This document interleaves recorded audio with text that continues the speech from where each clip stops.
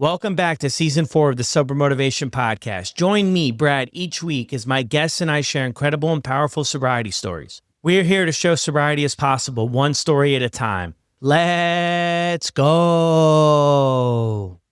In this episode, Josh shares his heart-wrenching journey from a childhood impacted by abuse and perfectionism to the depths that alcohol took him. Throughout the years of struggling, Josh had a DUI, rehab stays, but never wanted to make the changes for himself. He recounts hitting rock bottom with a near-death experience in Italy, which became the catalyst for his transformation.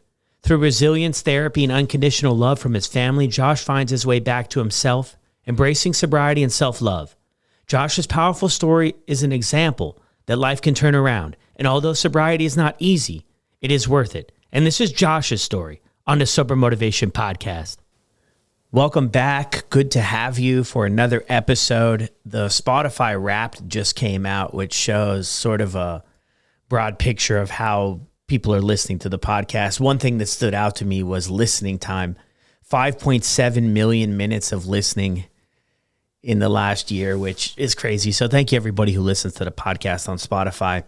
I want to mention too, with the holidays coming up, whether we stay sober or not through the holidays, I think has a big thing to do with how we get prepared for them and how much support we have and where we're at in our journey. So as always, I'm mentioning the Sober Motivation community, the 30-day free trial. If you join today, that would carry you through free. You can cancel anytime. We have over 15 meetings a week. We have a men's meeting, a women's meeting, and we have probably now 10 hosts that host meetings. I host 3 in the app myself, and it's an extremely supportive community. And there's a variety of people. Some people are on their first day. Some people are trying to gain some traction. And some people have multiple years of sobriety that have been part of this community since their day one. So this is your invite to come and check out the Sober Motivation community, jump in on some meetings, connect with some people, meet some people. You really never know where all of this can go. A little while back, we had the big meetup for the community in Toronto, and it was just full circle moment, just how incredible it is to know these people for a couple of years virtually in the squares on Zoom and then connect in real life. And it feels like we've known each other forever. The first time we meet, everybody was just so incredible. So it's a beautiful community, and it could be something there for you to help support you. It's not judgmental. It's not about you getting everything right or people telling you what to do or anything like that. I promise you there's somebody in there who shares the same story as you, even if maybe you feel yours is extremely unique. Like, there's going to be things that cross over and people to talk to and strategies to pick up. It's getting out of the willpowering way of doing sobriety. Like, it's getting out of that. It's learning the tools. It's connecting with others.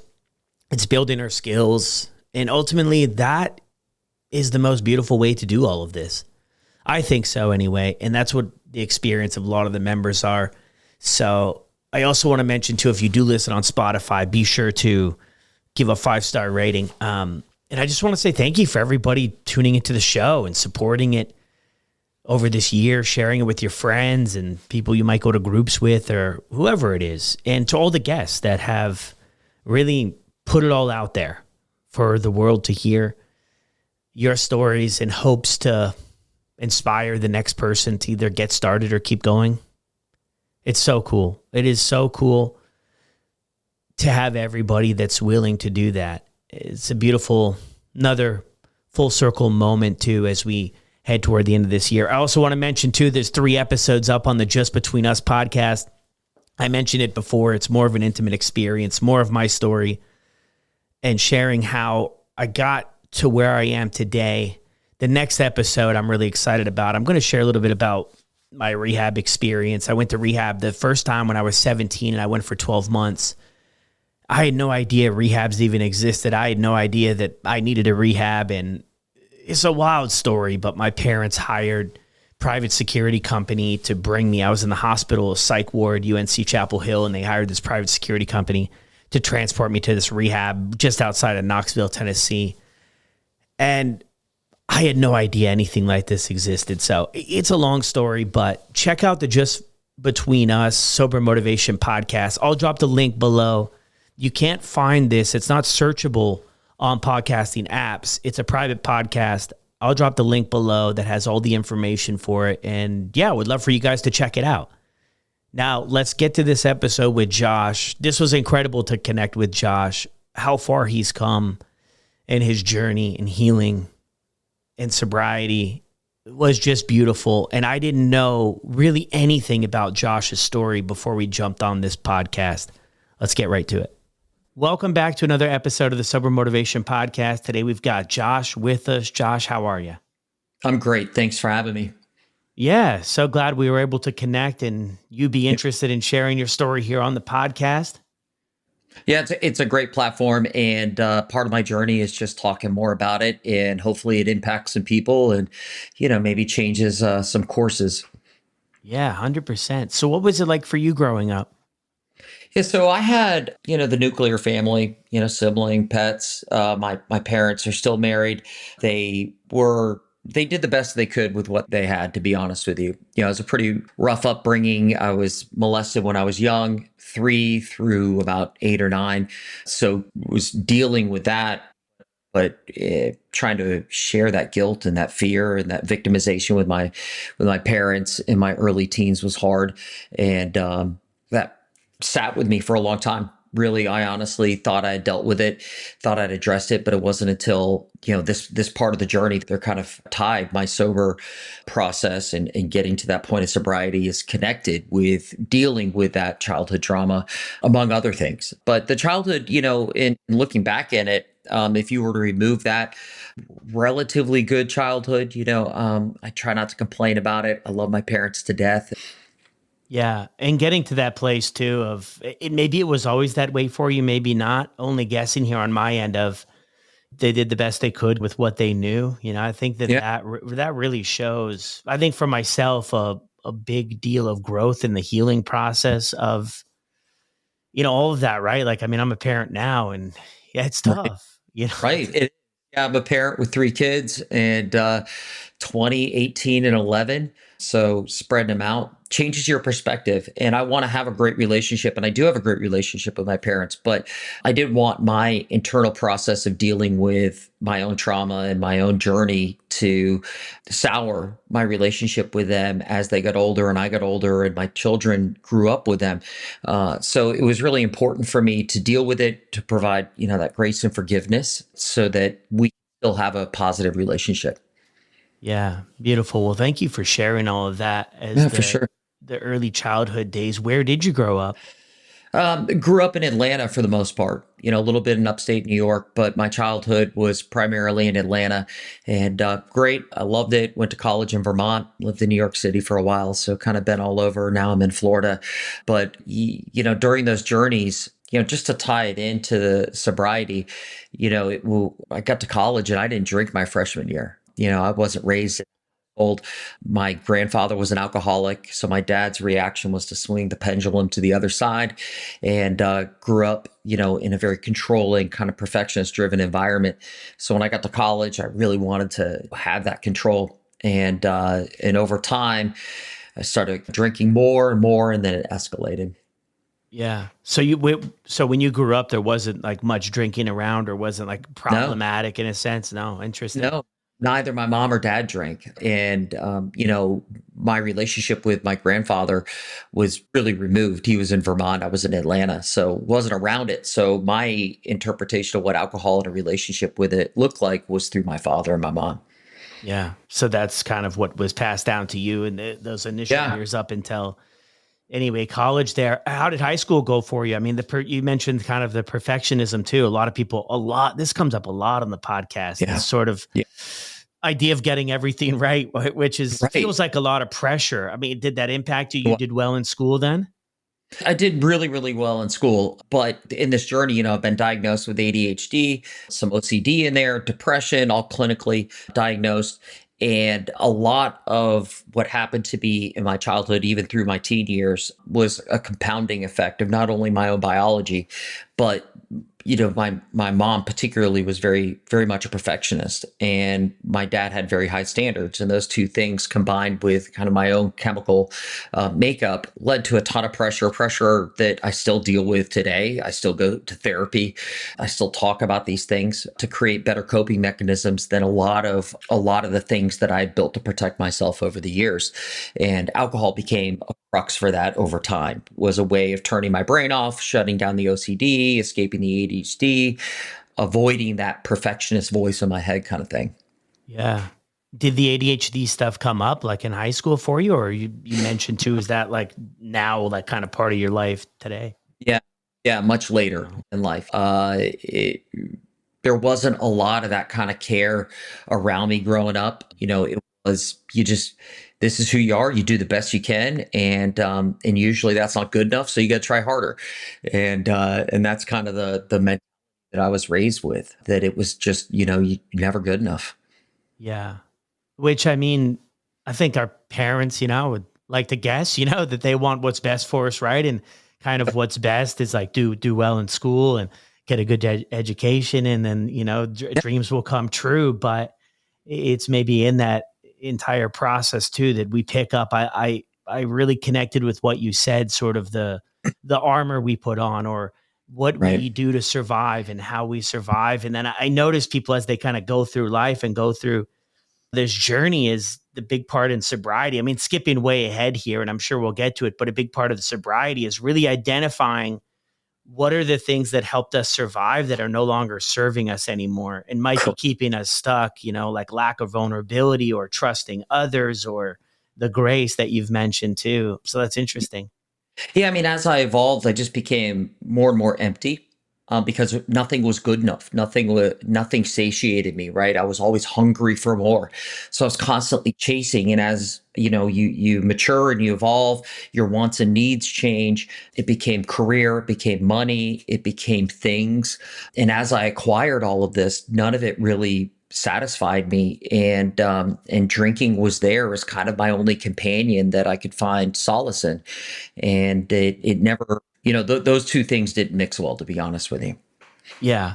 Of not feeling worthy enough, or never feeling like you got there, and then drinking comes in. I mean, how does that kind of start too, right? Because you have all this history you shared with us, right, in the Yeah. family, and then your experience growing up, and then not drinking your freshman year. How does alcohol come into your life, and you kind of switch Yeah. on sort of how you maybe felt or viewed things? Yeah, it was a slippery slope. It started as one or two. And then over time, even without acknowledging it to myself, only in hindsight can I recognize this. I was self diagnosing, and I was drinking to kind of, quell the demons and escape.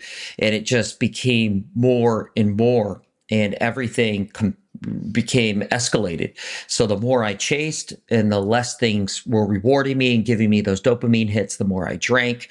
And that led me on a path up until about 2 years ago, where the 3 or 4 years prior to that, my life was really falling apart. I was having to drink to be functional.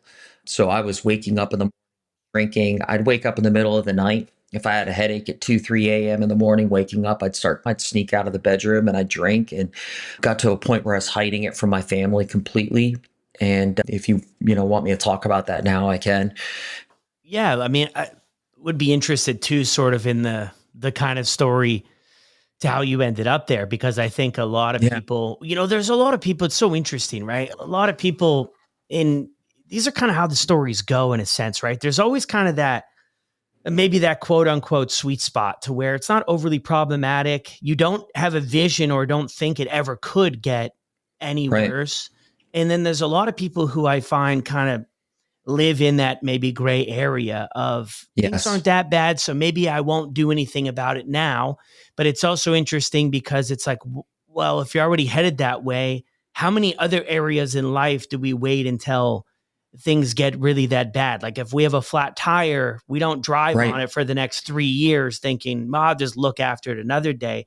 So I am really curious on how things kind of ramp up, and maybe it's justification, maybe it's denial, maybe it's just this is what's working for you. Like really interested in sort of that story, because if anybody's kind of in that Yep. spot of like on the Yep. fence of like, hey, maybe I'm headed this way, maybe I'm not. Like, what was your experience kind of in that middle ground?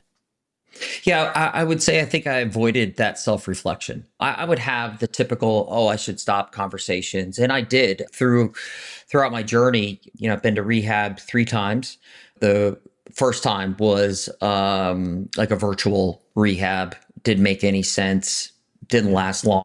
And then, but had that conversation. I got to stop. I, was engaging for a period of time, 2, 3 months. I was sober.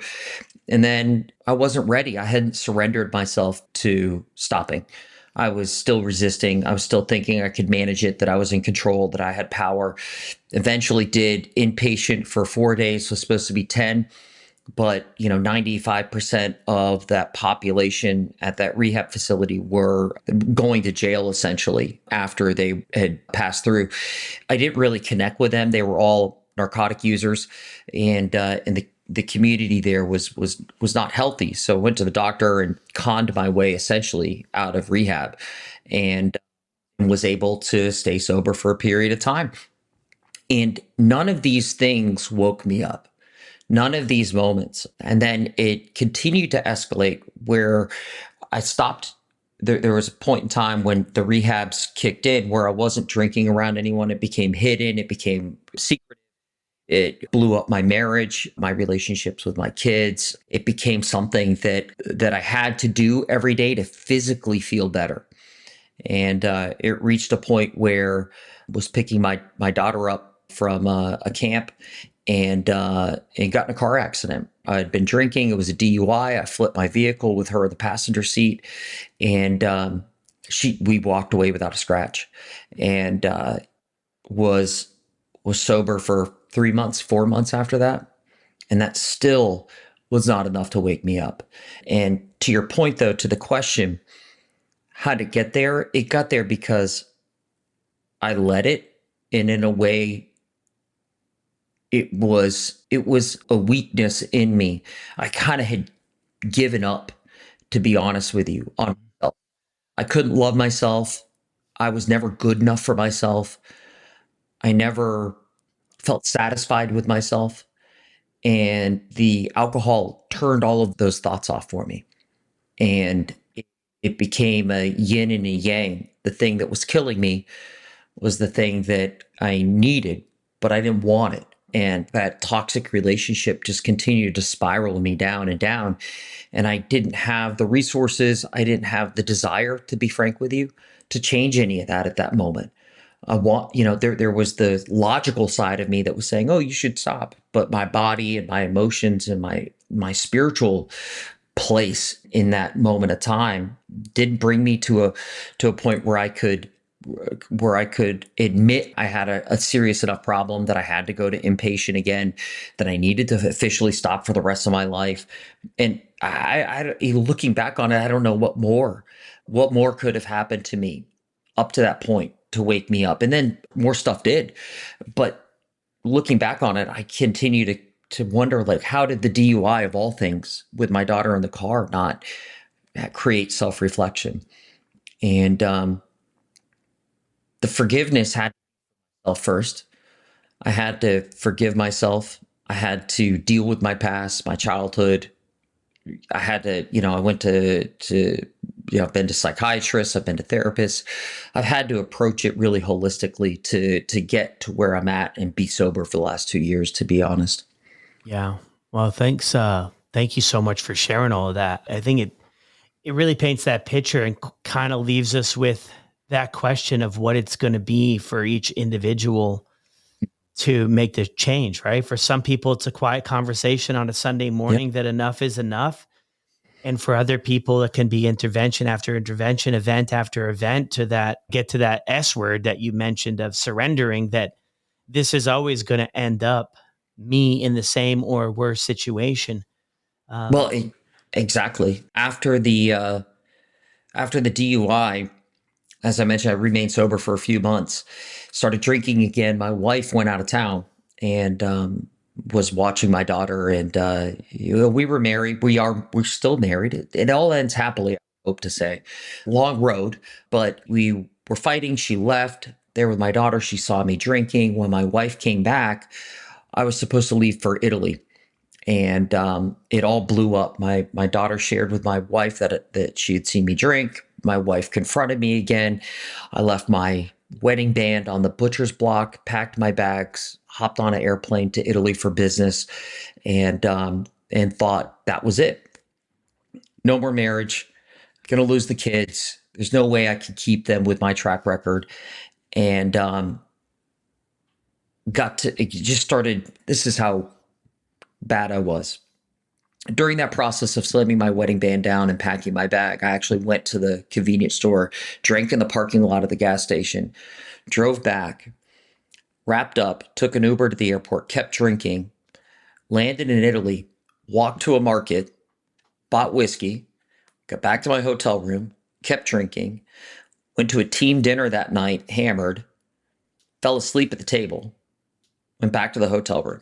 Woke up the next day for our big business meeting with the owners of the company, and I was hungover. I was sick as a dog, and played it off as COVID. They sent me back to the hotel, went through the COVID test, kept drinking. It got to the point where one of my employees saw my behavior in the hotel and thought I needed an intervention there, and called 911, or the equivalent of. I went to the hospital and spent the night there, fluids, the whole thing. My employers picked me up the next day, and I got a letter shortly thereafter terminating me. So here I am in Italy by myself in a hotel room, hungover, fired, thinking I'm divorced. And my only thought is, where's my next drink? And it dawned on me that I'd brought over 2 bottles of whiskey with me as gifts. And I'd completely forgotten about them in my luggage because I was drunk when I packed it. And found those, drank 1.5, broke the second bottle after popping 8 or 10 trazodone, and thought I'd be done. And that was it. And all while this was happening, my employee called my wife, and this is overlapping timeline, called my wife. She got on an airplane, flew to Italy, didn't tell me. No one told me. I was too drunk. No one was engaging with me. I was hidden in my hotel room.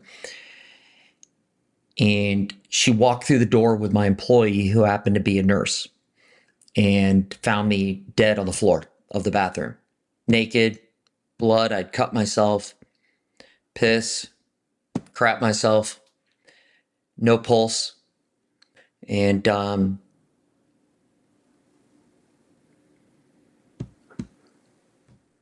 they brought me back. And that was the 22nd of September. The 23rd is my birthday. And that was the first day I'd spent sober in a long time, long time. And it clicked. I gave up and I surrendered. I surrendered to my wife. I surrendered to the process. I surrendered to whatever life had planned for me, because up to that point, I had tried to white knuckle everything and plan everything and execute everything, and none of it was good enough. And it led me to that, cold bathroom floor in Italy. And I just remember going for a walk with my wife on my birthday in Italy. We were going to fly out the next day, the 24th, and we walked that night. We spent 3-4 hours just walking. These, they were just rural streets of Italy and Pisa. And I just remember that walk was transformative for me. We didn't talk about anything important. We just spent time together, and we spent it together with me being sober. And that was the moment that I told myself that if I surrendered to the process, I'd be okay. That if I just stopped trying to control everything and let things enter my life as they do, and just roll with the punches, that I was going to be okay. And I came back, spent 30 days in an inpatient program. It's the longest I'd spent. and met a group of guys, 7 of us, and we still stay in touch. That was 2 years ago. I formed a group. We talked every Sunday for about a year. We're all parts of the world we're from, and that was part of the journey too. That community, that brotherhood. But it was just putting everything down and level setting and starting from scratch, to be honest with you, without expectations. So much of my life had expectations applied to it. Everything in my life had an expectation. How I was raised, how I performed, everything was immeasurable. And I stopped measuring. And it gave me the space and the freedom to be able to start dealing with all of these things in a more mature fashion. Wow, Josh. Thanks for sharing that, man. How do you feel right now, sharing that of how things were and what you've been through, like right now? That's a great question. Really good question. I feel very happy. I feel very happy that to be direct, that I just am on your show to be able to talk about it. I try to talk to people about it, and sometimes those conversations are great, and sometimes they're not because they touch too close to what that person's going through, and maybe they're not ready to receive it. But I find part of my process is being able to talk about it. So this is therapeutic in a way, but it also makes me happy because as bad and as negative as all of what I shared sounds, it's really my wife's love, my love, my kids' love, my parents' love, that it's love that has really dug me out of this. And so when I share the story, I feel that. I feel that love that got me here. I feel that support and that warmth that is given me the opportunity to be here right now. Wow, that's beautiful, man. Love. Interesting in that, in your story there too. I mean, a lot of things to unpack there. But one thing I picked up on is you sharing that moment, that walk with your wife about it wasn't necessarily any groundbreaking conversation that you had, but it was maybe the time together and you sharing that moment, not exactly in your words, but things kind of made sense. Like the Yeah. stars kind of aligned maybe in that moment. What is your thought on, because I often think about my story of like, I think we all Yeah. have that moment to where we make this shift, right? We see clearly, whether it's a spiritual experience or whatever it is. It's like, okay, I see this for what it is in this moment now. And then maybe on this side of the journey, we're like, how didn't I see it before? How could I not have seen Right. it or been so blind to maybe where I was headed? And that's interesting. Do you think there's any relevance to every intervention, the time you went to the outpatient, the time you stuck around for 3 days? Do you feel like those were sort of building blocks to maybe prepare you, not for, you didn't know what was coming, but maybe everything played a little role even at the time it didn't feel like it did? Or do you feel like it was just really heavy at the end there? I think I think there is an accumulative effect, but I was in such a bad way that I would never accept internally. I would never accept that these could benefit me. I was going to inpatient and outpatient for other people.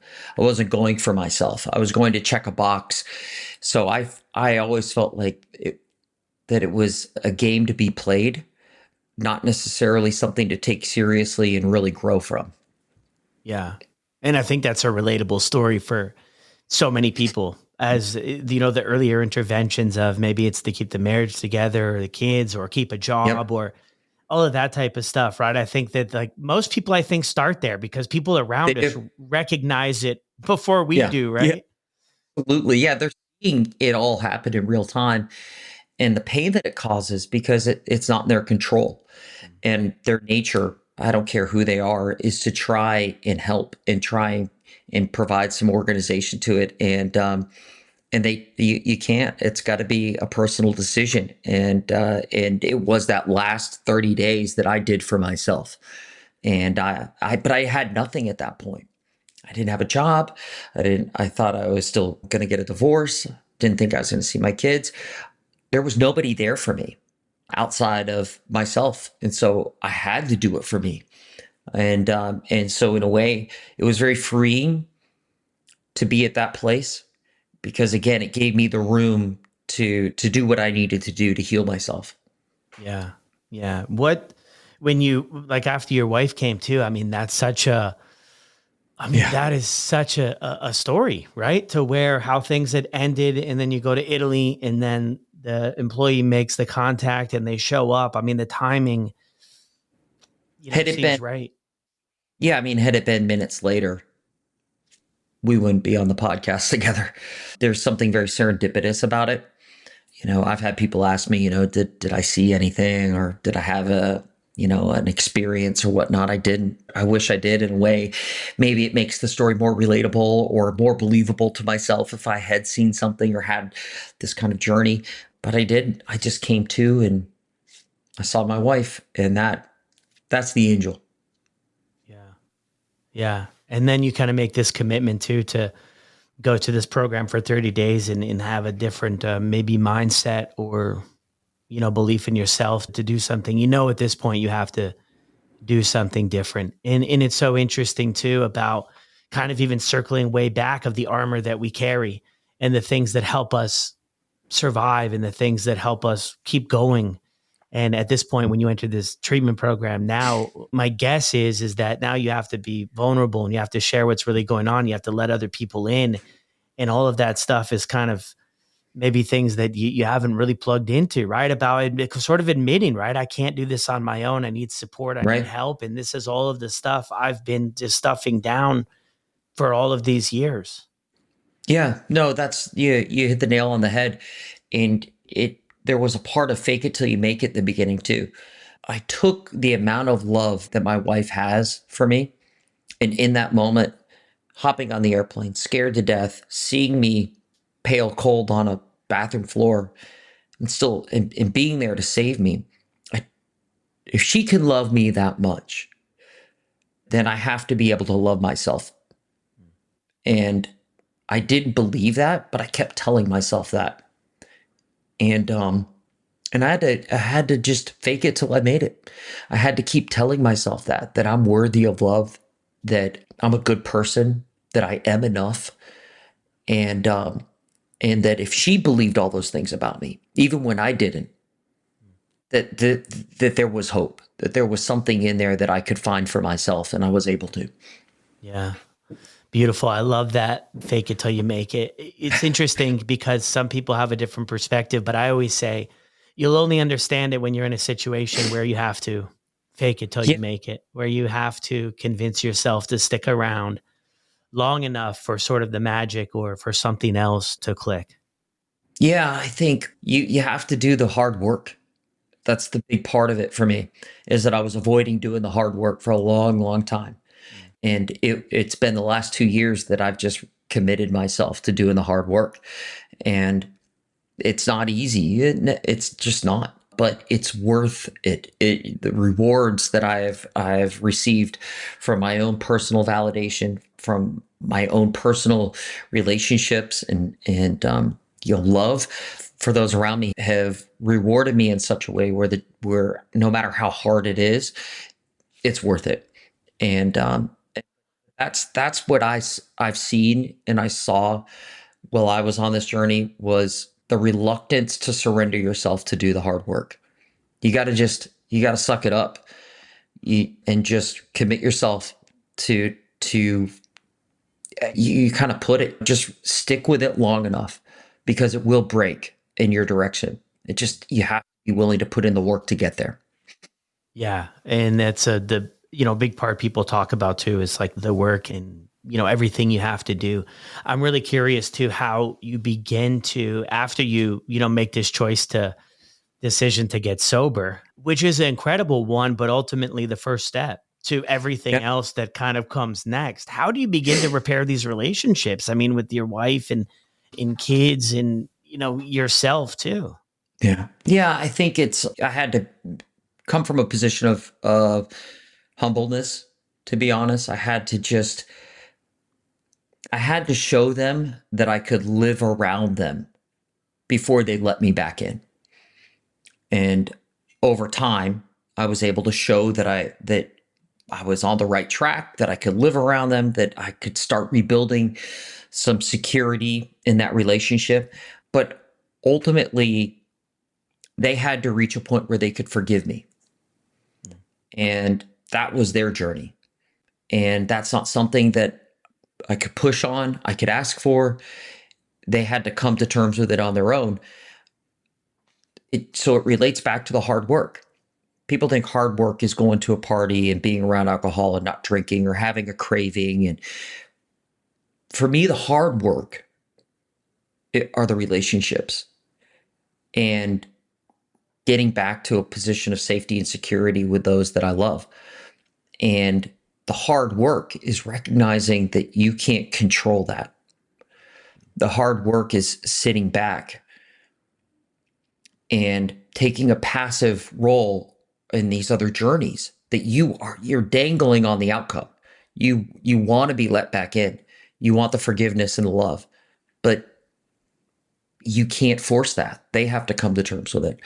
So for me, patience and being humble and being present and showing through action that I was still in there, that the dad they knew, the husband that they married, the son that they had was still in there. And if given enough time and space, can find himself again. Yeah, that is it. I mean, that kind of leans into, ultimately what can we control in life? Right. Like, but I think with the drinking cycle that can be an element of us trying to control how we It, feel and so many different areas of life that it's completely exhausting. Going back a little bit, because I kind of skipped over this and I'm just that's hearing okay. kind of where you're at now. Where was like the turning point, you would say? I mean, when you first started drinking, did you identify problematic right away, or when was like the turning point that sort of maybe set you on this, or was it just ultimately a slow burn? I think it was a slow burn until COVID. And we had moved from Atlanta to Florida about 10 years ago. Florida is a very different lifestyle than Atlanta, much more permissive. Alcohol is everywhere. And, I thought it was everywhere in Atlanta, but not like in Florida. And combined with my environment, my lifestyle, and then you have COVID where there was a ton of day drinking for me. And then once I started day drinking, then it became earlier and earlier, later and later, all day. And it became something I had to have to function. And so there wasn't like a big moment, but I would say that COVID absolutely accelerated things. Yeah, yeah. Thanks for sharing that too. That is a common thing for COVID. A lot of people share on the Mhm. podcast too, right? I mean, the lack of supervision. You have to go into work. Nobody's smelling Mhm. it. A lot more free time, less community, less connection. And some people, I think, I don't know. I think it could go kind of two ways. If people are like, "Hey, it sped things up, and I kind of got to sobriety maybe sooner than I would have," or it sped things up and it was quite disastrous and it was difficult. You had shared another thing too. I picked up on earlier with reaching that level of acceptance, right? Of like, this is my life. And I've just kind of come to that acceptance of that. This is how it is. Right. And I pick up on that from a lot of people who struggle of like, there's kind of three stages, right? Where you pick up on, you have a problem and then you kind of slide into maybe that, this is how it is. This is how it's always going to be. And now I just have to do my best sort of in this space, which I think is, a very tough spot to be in. And as you go, and that's why I mentioned to a lot of people too, if, maybe they're earlier in their story, right? And they're drinking and it's a little bit problematic and they have some things that are happening that are not good, some consequences. I think the longer we keep drinking around, and it's not going to be the case for everybody, but we open ourselves up to one thing happening, right? For you, it was COVID. For a lot of people, it was COVID. I don't know what the Yep. future is going to hold for you, for me, for anybody. I don't have a crystal ball. But I think the longer we keep drinking around and it's sort of checking this box for us of escape from life, all it really takes is one event that's traumatic or one Yeah. event that we're not prepared for And things Mm. can just change like the snap of a fingers, right? We lean in more. We lean in more because that's what's working for us. That's always mentioned to people, like, no matter where you're at on the spectrum, it could change on a dime. Nobody wakes up one day that I know of and says, okay, I really want to be dependent on alcohol and really Right. want to go through withdrawals if I don't have it. I've never heard anybody share that before. Right. No, no. And I think you're spot on that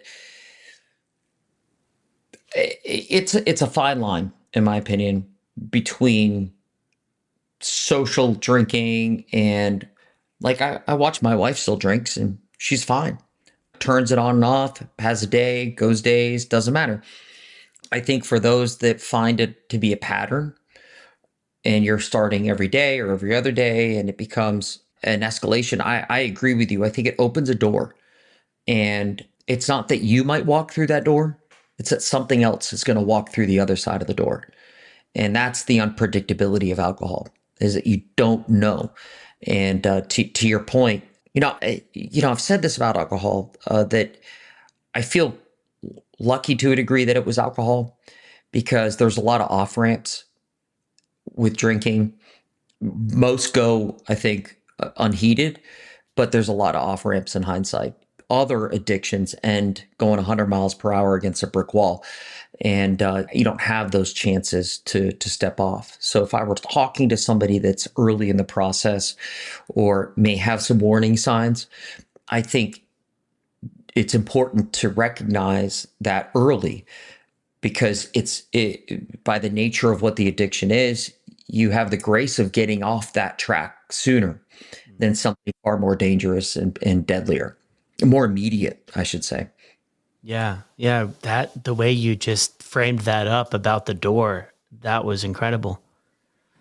Yeah. About something else, just life happening, right? Because weird stuff and it happens all the time, every day in people's lives, right? And I think every time we reach for a drink, if we're in that place, and in even with your wife there too, like that is a reality for people. I mean, we Yeah. can't sit here Yeah. and say that everybody who's drinking, should quit drinking type deal. But Right. I No. think the more that you see those warning signs and kind of those red flags, and the way I look at it too is, in my life anyway, the way it picked up speed is the more things came into my life, the more I leaned into drinking, the less I leaned Right. into things that were healthier, right? So we're Yes. celebrating wins at the job, we're connecting with other people. It was down days or tough days or boring Yep. days. And then I didn't push myself to do other things that could have been more, productive, that could have helped me out with my confidence and self-esteem and sense of belonging and all of the insecurities that, I had growing up. And then it was just like alcohol. And then most people's story, a lot of people's story ends up sort of in the isolation phase, right? You end up Yep. isolating, and then family members or somebody is mentioning, hey, this is a problem. Then things can really go downhill, because then it's the hiding phase. And then I think the Yep. guilt, the shame piles on. And it's, it's really fascinating kind of how it plays out, as opposed to when we start, there's no idea of how this is going to Yeah. go. I think it's insidious, right? It starts socially, Mm-hmm. and then your body finds that it's medication.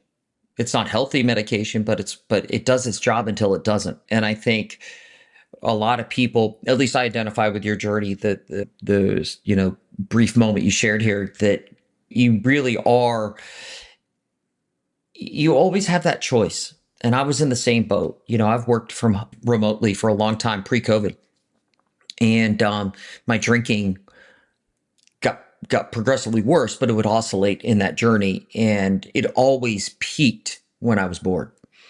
And I look back on that and I say, why wasn't I more productive? Why wasn't I making healthier choices?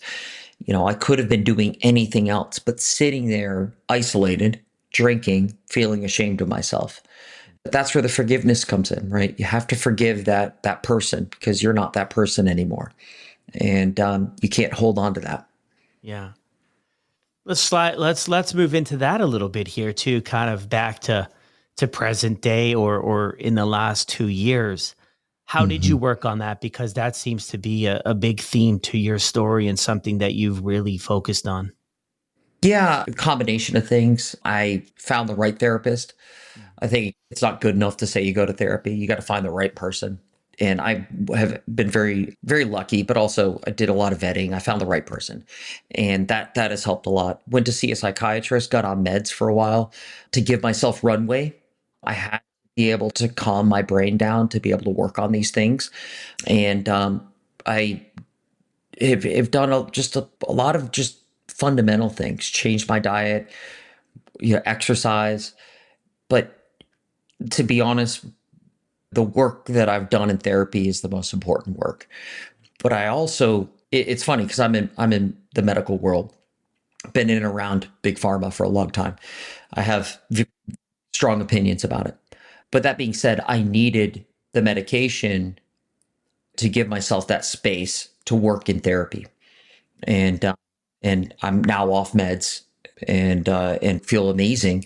But I always I'll encourage people to explore that as an option, as something that is not a permanent solution, but something that can maybe help in a short term, whether that's a year or 2 years or 5 years, whatever that short term looks like for you, to slow things down, to take the pressure off, to balance your body. Because if you've been drinking for as long as at least I have, it changes your entire brain, rewrites neurological pathways, your neuroplasticity changes. I mean, all of these things are affected, and you have to give yourself space and time for all that to recover. Yeah. It did learning all of that help you as well? Because I find a lot of people now today things are more like out there, right? Of sort of the effects, and it's things seem to be kept oddly quiet for a long time, of the impact of alcohol. And then I feel like people are really feeling empowered by Yeah, understanding too about how things changed and why things are happening, and that it is going to take time to heal up. I mean, 6 months to a year, like, might just Mhm. be the beginning. I mean, there's different things that suggest different, and it's going to depend on Yeah. each person. But did you find knowing sort of that information helpful? Yeah, I think the more I explored the biological effects of alcohol and the aftermath, the more the more aware I became of my own impulses and decisions and choices. If you know that you want something, you can expect the dopamine hit. And when you feel good, if you know the chemistry that goes into that, it makes it easier to have, I think, that meta conversation, that metacognition of yourself in the moment to say, look, I'm here right now. I'm being tempted. I know what my body's doing, and I have a choice. Do I indulge that dopamine hit and make a really bad decision? Or do I recognize what my body's doing and have a conversation with myself and make a healthier choice? And so for me, particularly, that logical approach of understanding my body's mechanics and its physical interaction with alcohol allowed me to understand why I was doing some of the things I was doing. Yeah, beautiful. Yeah, I think a lot of people, relate to that too, about how things do change and how you just got to maybe, slow down, ask some questions about things, and realize that it's going to take some time, right? I mean, I Yeah. think initially a lot of people are like, drinking's my problem, right? Because it's causing all of these issues in my life. So it's like, if I quit drinking, and at my last guest too, he hinted towards this, right? As long as I just quit drinking, everything is gonna iron itself out. And I think what that really does is it brings a lot of things to the surface with time, of Yeah. everything that we've kind of maybe been avoiding. It could go all the way back to childhood, and for everybody that could be different. And a lot of these things come to the surface. So I love that you've really made the point there of getting the support you needed, possibly some guidance as well in therapy, and Yeah. really leaning into that resource. And I think the journey starts when you stop. That things don't get easier. For me, that hard work started when I stopped drinking. Mm. That's when I had to confront myself. That's when I had to confront my past. I couldn't hide from it. I couldn't escape it anymore. So for me, the hard work is when you stop drinking, but it's also the most rewarding work. It's the stuff that feeds your soul, that makes you look back on the last 10, 15, 20, whatever years of your life and say, how did I live without this feeling? Mm. Gratitude play into it at all? Absolutely. I say my gratitude prayers every day. I am very grateful because it took a lot of the universe, a lot of God, a lot of my friends and family took a lot of things for me to be here. And I'm just very grateful of that. And there was a long selfish period of my life where I didn't recognize how much people had contributed to my happiness. Yeah, beautiful. Any big takeaways to share with the audience as we head towards wrapping up with these Yeah. last 2 years for you, or for anybody who, feels like they're stuck anywhere in their journey, or anybody who's on this journey?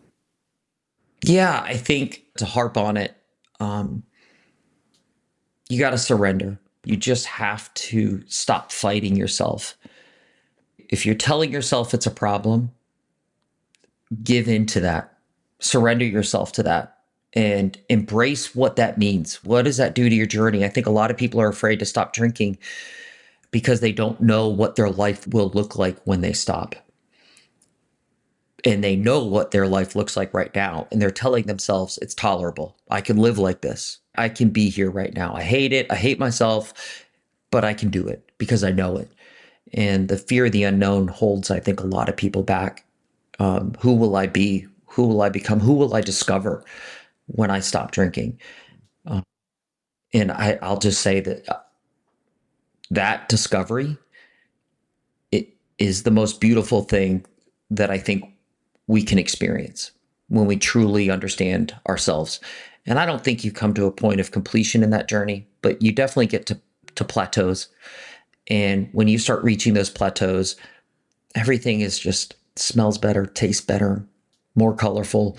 And for me, that if there's hope in this story, it's that when you finally decide to surrender yourself, you're going to come out on the other side, I think, seeing life tremendously more vibrant. Yeah. And I think there's so much truth to that. Even if what we know is really destroying us, it's what we know, it's what we oddly enough comfortable with, maybe, in a sense, as Yeah. opposed to the Yeah. unknown is extremely scary. And you kind of listed off a few things there too, of like maybe what we might be afraid of. And something I hear a lot and I can relate to is, what are others going to think too? What are others going to think Right. when I share with them, if I do share with them that I had a problem with drinking? I mean, what picture are they going to paint in their head, and how are they going to be? But I feel decently comfortable saying that all of our biggest fears that we have never really come true. Yeah.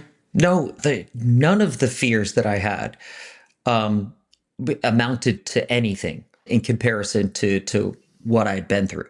And so when you're climbing down in the mountain and you look back, it's only when you're looking back do you realize like how far you scaled.